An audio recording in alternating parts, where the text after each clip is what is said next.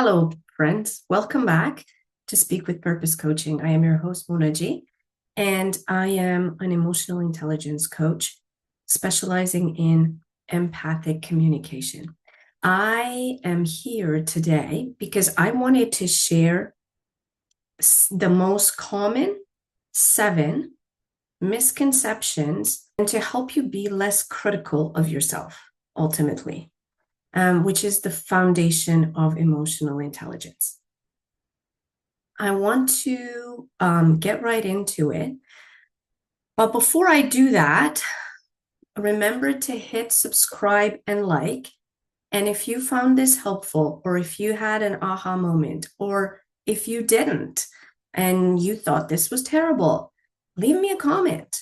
I take feedback very seriously, and I have the philosophy that everything in life is feedback.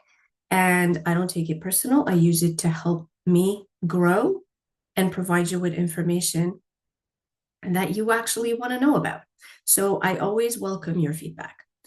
Before I get into the 7 misconceptions, I wanted to talk about where these misconceptions come from. And the majority of them are simply societal conditioning, especially if you're someone that is really, really into self-development work. There's just so much information out there. And as much as a lot of it is very helpful, I found, as someone that's been in this field for a few decades, that some of it is contradictory and some of it is just not helpful. So if we're here to develop ourselves, then what we consume should be serving us. There should be something that we get out of it. And I just want you to pay attention to when you are watching content or learning something new about how life works, or whatever the case may be. In our case, we are here to learn to improve our communication through emotional intelligence. It's just really helpful to just take a pause and notice if the information is helpful, if it helps shift something. Okay, so misconception number 1, weaknesses. It talks about weaknesses. And the misconception, or the superficial view, is that if you're into self-development, you're supposed to identify your weaknesses so that you can fix them.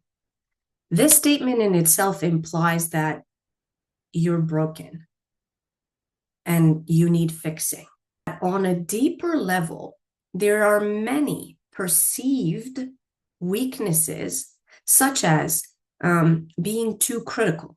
So feedback we receive is you're too critical, or you're overly emotional, or just make a decision already, you're indecisive.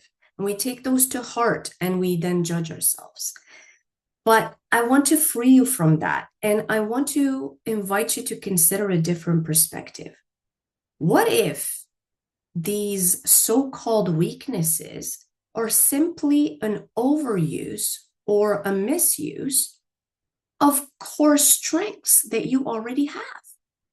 So what I mean by that is, if you are someone that can easily say, yes, I want that, no, I want that, your emails are one-liners, they're clear, concise, and to the point, and then you get told that you're, I don't know, not nice enough or whatever. Well, what if that was a very strong sense of discernment that you have? You are able to easily discern and communicate that. Yes to this, no to that. Cut that, put that in. That's discernment. Now, if we overuse it, yeah, it could come across as a little bit short-fused sometimes. But I just want you to not judge yourself. That's what I'm trying to accomplish here. Okay, so just consider that and see how that lands in your system, in your nervous system. Another example would be someone that is empathetic, thoughtful, very considerate of others. If we spend too much time empathizing with other people's feelings or overusing the empathy and considering other people's feelings, which is important and is a big part of emotional intelligence. But when overused, it can most certainly translate into things like having difficulty making a decision or coming across as overly emotional. But again, that's not a weakness. It's just a core strength, empathy, and thoughtfulness that is perhaps overused a little bit. Common misconception number 2. You are supposed to reflect on your past and learn from it. Now, this is not untrue. This is true. If there's a past you and you reflect on your past actions, your past reactions, your past behaviors, and you can easily see from today's perspective that maybe you would do that differently, or maybe that wasn't your best, or whatever the case may be, you can just notice that. Well, what if there's a future you that can guide your present self? Of course there is. And so imagine yourself maybe 5, 10, or 20 years from now, looking back at your current choices. Now, this future you holds a remarkable clarity. Why? Because it is unburdened by the present issues that you're dealing with right now. It doesn't have that burden. So if it doesn't have that burden, then what does it have? It has an unbiased clarity. And it can help you come back into alignment with your true self. So try that. I would love to know how that works for you. This is a common practice that I practice at least once a week. And I find it extremely beneficial because this future self is able to provide me my next one step that I need to take.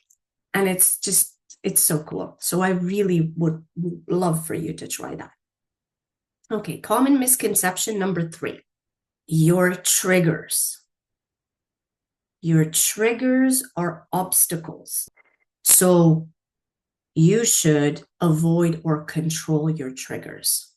I made a video on emotional triggers. I'll link it. Check it out right after this one to get a better feel for what emotional triggers really are. But on a deeper level, when we are triggered, whether it's by a person or a situation or a thought, or it is rarely, actually almost never, about the external event itself. What it's about, it's never what it's really about. Okay, what does that mean?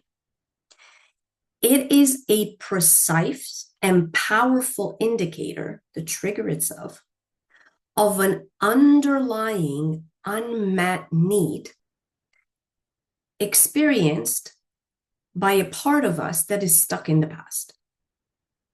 So self-awareness actually uses triggers as an opportunity to explore deeper and address those deeper needs. What does that mean? Provide those parts the validation and the safety they never received from the outside world. And what this leads to ultimately is self-trust. As our parts start to trust us, now you experience self-trust, confidence. Doesn't mean you're never going to get triggered. It just means you know how to deal with it. I think this is a superpower. Common misconception number 4 is be confident and don't doubt yourself. That's so disempowering because the second you doubt yourself, what are you going to do? Assume you're not confident enough. And what is that going to make you do? Not do the thing that you were going to do. And where's that going to lead you? Stagnation. We don't want that, right? What we want is forward movement. And so, on a deeper level, doubt is not bad, it's not negative, and it's definitely not a sign of weakness. Okay. Sometimes doubt can be just a exclamation point saying, hey, just look at this before you decide. And in exploring that, we can find the deeper cause for the doubt. And sometimes it's fear. And sometimes it's, again, a part requires some validation. And once it gets that validation from who? From us, the doubt just vanishes. And sometimes when we're, especially when we're doing new things that we've never done before, well, we take our doubt with us and do it anyway, right? So doubt is, maybe I'll make a full video about doubt because I think that it's worth exploring deeper. And there's a lot of misconceptions around just the word doubt itself. Let me know if you would find that helpful, if I made a video about doubt. Okay, misconception number 5. Everyone has blind spots, which is true.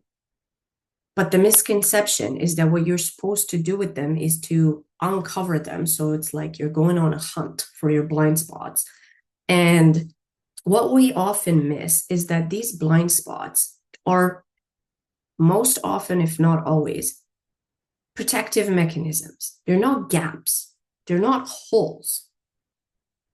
Sometimes a blind spot exists because revealing it would challenge a core belief, an identity, a coping mechanism that your psyche has deemed necessary for survival.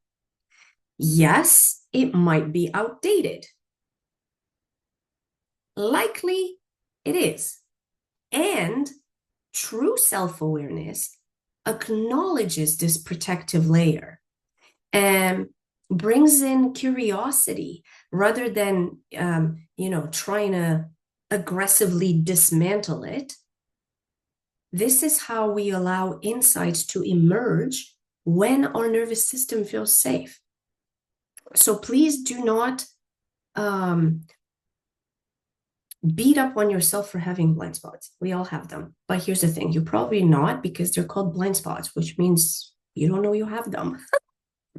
It's okay. That's where support comes in handy. Common misconception number 6.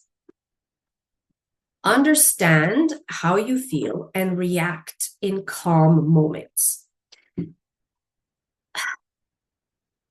The misconception is that the most powerful self-awareness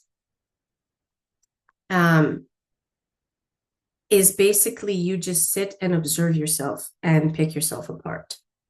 So I would like to invite you to look at your performance, so to speak, in conflict. The obvious is that, oh, you're supposed to understand how how triggered you're going to be in conflict and then just respond calmly, like just be calm. Well, if you're triggered, you can't be calm. And if you're in the middle of a conflict, the odds are your system doesn't feel quite safe. So to be calm is being unauthentic when you're in that moment, if it's unauthentic to you. But the true self-awareness is very vividly revealed, not in your quiet reflections, but in the heart of discomfort, disagreement, perceived threats. So how you behave when you're stressed, challenged, or in the middle of a conflict, your fight, flight, freeze, or fawn response is a raw, unfiltered starting point. It's like a blueprint of your deepest patterns, fears, and automatic responses. Talk about hijacking. Again, I talk about this a lot in the emotional triggers video, which I really, really strongly recommend that you check that out after you finish watching this one. This is where, in conflict, is where self-awareness muscles get their most intense workout. And it's one of my specialties. So if you want to learn how to communicate in conflict and how to manage that, schedule your consultation call with me by going to my website at speakwithpurposecoaching.com. And now, number 7, misconception number 7: be authentic, speak your truth, speak your mind. Well, authenticity isn't about saying everything you think. It's not about being unfiltered. It's about living in alignment with your values and communicating from those. So, a common misconception is that self-awareness leads to, as I mentioned, unfiltered expression. However, true authenticity is the deep inner knowing of your core values, beliefs, boundaries, and then making choices that consistently honor them. Key part, regardless of external factors. It's about integrity. That's what integrity is. It's integrity and congruence between your inner world and your outer actions, which often requires thoughtful communication and strategic silence, and not just impulsive transparency. So, with that, I want to thank you for watching this video. Remember to comment, like, and subscribe. And if you want to work with me directly, schedule your free call at speakwithpurposecoaching.com.